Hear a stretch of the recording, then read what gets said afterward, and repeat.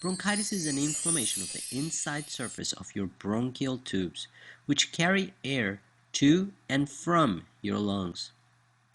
Usually results from an URI, upper respiratory infection, that somehow makes it deeper into the respiratory tract, causes inflammation, swelling, and mucus production of the bronchioles.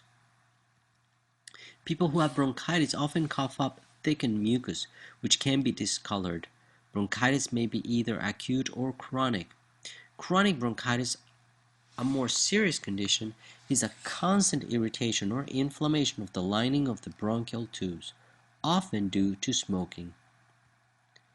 The damage is caused by cigarette smoking, inhaling toxins or other irritants. Genetic predisposition can make a person's lung more susceptible to damage from smoke and pollutants. Alpha-1 antitrypsin deficiency. Gastric reflux. Repeat bouts of severe heartburn can irritate the throat and therefore irritate going down the airway and also cause chronic bronchitis. Most cases of acute bronchitis are non-bacterial, like common respiratory viruses, but also things that irritate the respiratory tract, like chemical and fume exposures. By looking on the graph on the left, you'll see that 90% or more are viral, and they don't need antibiotic treatment. Some are non-infectious at all, and those are from chemicals and fumes, and then 5 to maybe 10% are bacterial. Acute bronchitis usually improves within a few days without any lasting effects, although you may continue to cough for weeks. If you have acute bronchitis, you have a nagging cough that lingers for several weeks after the inflammation resolves. Chronic bronchitis is defined as a productive cough that lasts at least 3 months, with recurring bouts occurring for at least 2 consecutive years.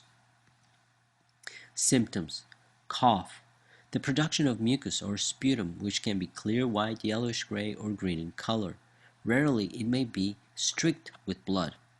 The color of the sputum does not correlate with the cause of the inflammation. That is, it doesn't predict if it's viral or bacterial. Also fatigue, shortness of breath, slight fever and chills, and chest discomfort. Let's talk about the tests and diagnosis. A chest x-ray.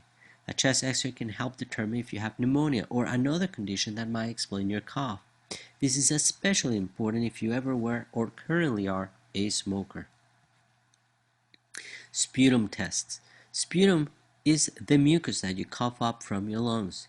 It can be tested to see if you have whooping cough like pertussis or other illnesses that could be helped by antibiotics. Sputum can also be tested for signs of allergies. Pulmonary function test. During a pulmonary function test, you blow into a device called a spirometer, which measures how much air your lungs can hold and how quickly you can get it out of your lungs. This test checks for signs of asthma or emphysema. Let's talk about the medications. Antibiotics. Bronchitis usually results from viral infection. We said more than 90% are viral, so antibiotics aren't effective. However, your doctor might prescribe an antibiotic if he or she suspects that it is due to a bacterial infection. Cough medicine. It's best not to suppress a cough that brings up mucus, because coughing helps remove the irritants from your lungs and air passages.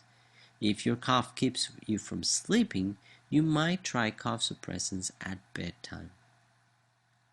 Inhalers. There are many different kinds of MDIs, metered-dose inhalers. The main therapy is bronchodilators, shown on the top. These open up the tubes of the airway. Then there are inhaled anti-inflammatories, which work on the inflammation cascade to stop the airway from swelling and producing mucus. When you use MDIs, make sure you use a spacer, a plastic chamber that attaches to the inhaler. This allows the medicine to be aerolized properly so that the medication can make it all the way down to your lungs.